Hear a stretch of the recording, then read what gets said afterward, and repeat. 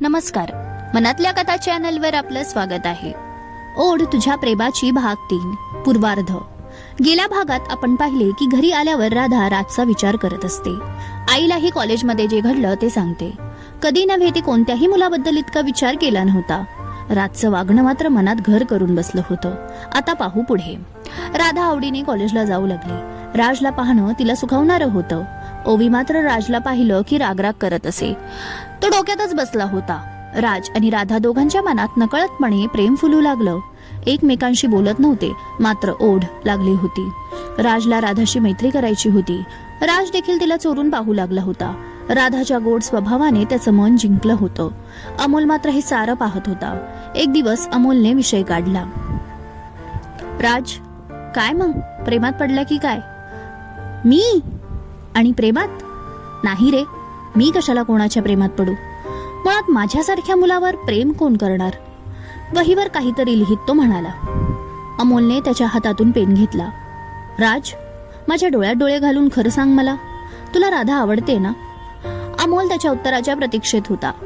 अमोल, काय तुझं काहीतरीच? असं काही नाही, ती चांगली मुलगी आहे. मी तसा विचार केला नाही. राज पुन्हा त्याचा पेन अमोलच्या हातातून घेत म्हणाला. राज, माझ्याशी खोटं बोलतो आहेस? अमोल, तुझ्याशी का मी खोटं बोलेन?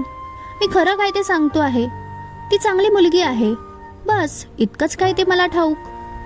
अमोल हसू लागला. तू का हसतोय? राज म्हणाला. अमोलने त्याची वही घेतली आणि शेवटचं पान त्याला दाखवलं. पूर्ण पानावर फक्त राधा लिहिलं होतं. ती चांगली मुलगी आहे, बस. मग तिचं नाव तुझ्या शेवटच्या पानात काय करत आहे? राजची चोरी पकडली गेली होती. त्याने ती वही लगेच हातातून घेतली आणि बंद करून बॅगमध्ये ठेवली. डोकं डेस्कवर ठेवून गप्प बसला. खरं तर तो लाजत होता. राज, हे वहीमध्ये जे नाव लिहिलं आहे ते तू लपवू शकतो, पण तुझ्या डोळ्यात जे राधासाठी प्रेम दिसतं ते मात्र लपवू शकत नाही. राजला काय बोलावं सुचत नव्हतं. प्रेमाची कबुली कधी देणार? अमोल म्हणाला. अमोल, शिक्षण चालू आहे, अजून मी माझं काही कमवत नाही. कोणत्या तोंडाने मी राधाशी बोलू? खरं तर बोलायचं आहे, पण आता नाही. जेव्हा मी माझ्या पायावर उभा राहीन तेव्हा मी मनातलं सांगेन. राज असाच होता, वाहवत जाणारा नव्हता. जेही निर्णय घ्यायचा ते विचारपूर्वक.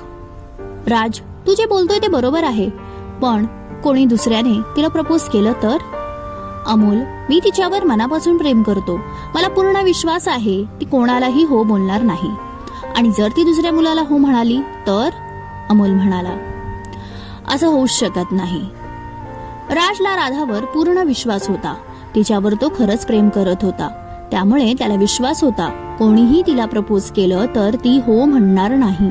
न जाणे का त्याला तिच्या डोळ्यात त्याच्यासाठीही प्रेम दिसायचं. कॉलेजमध्ये फ्रेंडशिप डे होता. राजने विचार केला, राधाला मैत्रीण म्हणून आयुष्यात स्वीकारूया आणि नक्कीच ती त्याच्या मैत्रीचा स्वीकार करेन हे त्याला 100% माहीत होतं. त्याने खास तिच्यासाठी फ्रेंडशिप बँड घेतला होता. ज्या दिवशी फ्रेंडशिप डे होता त्या दिवशी तो छान तयार झाला. लाल रंगाचे कॉलरचे टी शर्ट घातले, ब्लू जीन्स, हातामध्ये त्याची फेवरेट वॉच. तो विचार करू लागला, राधाला मी कसं बरं फ्रेंडशिपसाठी विचारू? कॉलेजच्या गेटवर अमोल त्याला भेटला. त्याच्या विचारांची तंद्रीभंग करत अमोलने त्याला विचारले, काय मग राधाला ह्यावेळी तू फ्रेंडशिप डेला विचारणार आहेस ना? राज म्हणाला, हो, मी तिला फ्रेंडशिप बँड देणार आहे. होप सो ती त्याचा स्वीकार करेल. अमोल म्हणाला, वेडा आहेस का? सांगून टाक ना एकदाच, तुला ती आवडते. गरज आहे का फ्रेंडशिप डे आहे म्हणून मैत्रिणीसाठीच विचारायचे? कुठवर तू व्हॅलेंटाईन डे ची वाट पाहतोस? अजून बराच कालावधी आहे व्हॅलेंटाईन डे यायला. सांगून टाक आजच तुझ्या मनातल्या भावना. बघ, तुला नसेल जमत तर तुझ्या वतीने मी सांगतो बहिणीला. राज लगेच म्हणाला, प्लीज अमोल, असं काही करू नकोस. मला फ्रेंडशिपसाठीच विचारायची भीती वाटते आणि हे प्रेमाचं वगैरे मला तर धडकीच भरते. अमोल जोरजोरात हसू लागला. राज, तू आणि घाबरतो आहेस? मला म्हणायचा घाबरट. आणि आता प्रेमाच्या बाबतीत तर तूच घाबरायला लागला आहेस. आजच सांगून टाक, नाहीतर राधाला कोणीतरी दुसरंच पसंत करून घेऊन जाईल. राज म्हणाला, प्लीज अमोल, असं काही बोलू नको रे. राधा फक्त माझी आहे. मी तिला सांगणारच आहे माझ्या मनातल्या भावना.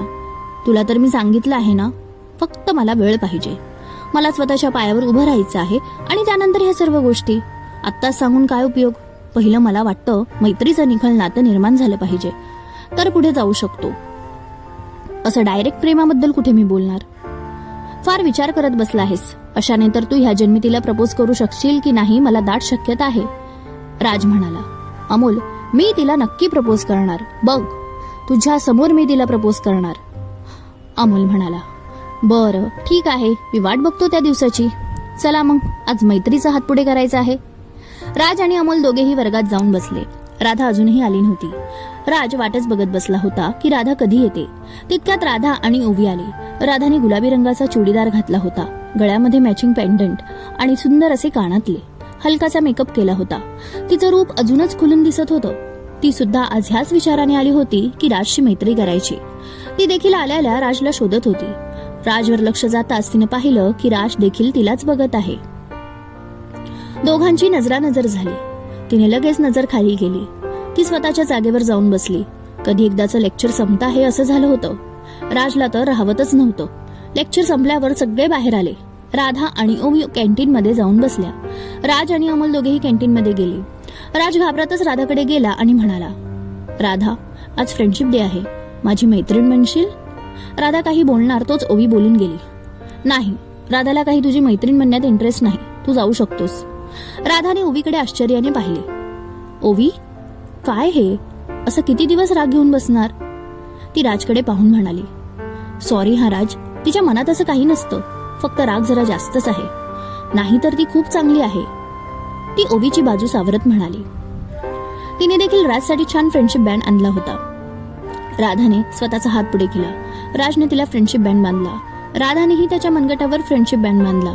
आता राज ओवीकडे वळला आणि म्हणाला, मिस फायर, आता राग गेला तर बरं होईल, आणि असेही मी तेव्हाच माफी मागितली आहे. राधाने डोळ्यानेच ओवीला इशारा केला. राजची फ्रेंडशिप ऍक्सेप्ट कर. ओवीने देखील विचार केला, आपण जरा जास्तच राग घेऊन बसलो आहोत, आणि असेही राजने माफी मागितलीच आहे. ओवीने हसतच स्वतःचा हात पुढे केला. राजने अमोलला इशारा केला. अमोल आला आणि त्यानेही राधा आणि ओवीला फ्रेंडशिप बँड बांधला. आज खऱ्या अर्थाने मैत्रीचा दिवस चांगलाच रंगला होता. राधालाही तेच हवं होतं, राजची मैत्री. आता हे नातं खरंच भरणार होतं. म्हणतात, मैत्री ही प्रेमाची सुरुवात असते. राधाने स्वीकार तर केला होता. पुढे काय, जाणून घेण्यासाठी वाचत रहा ओढ तुझ्या प्रेमाची. क्रमश. कथालेखन अश्विनी कुणाल उगले. श्रोते हो, तुम्हाला आजचा भाग कसा वाटला कमेंटमध्ये सांगायला विसरू नका. व्हिडिओ आवडल्यास एक लाईक जरूर द्या, आणि तुम्ही अजूनही चॅनलला सबस्क्राईब केलं नसेल तर सबस्क्राईब करा. लवकरच भेटू पुढील भागात. धन्यवाद.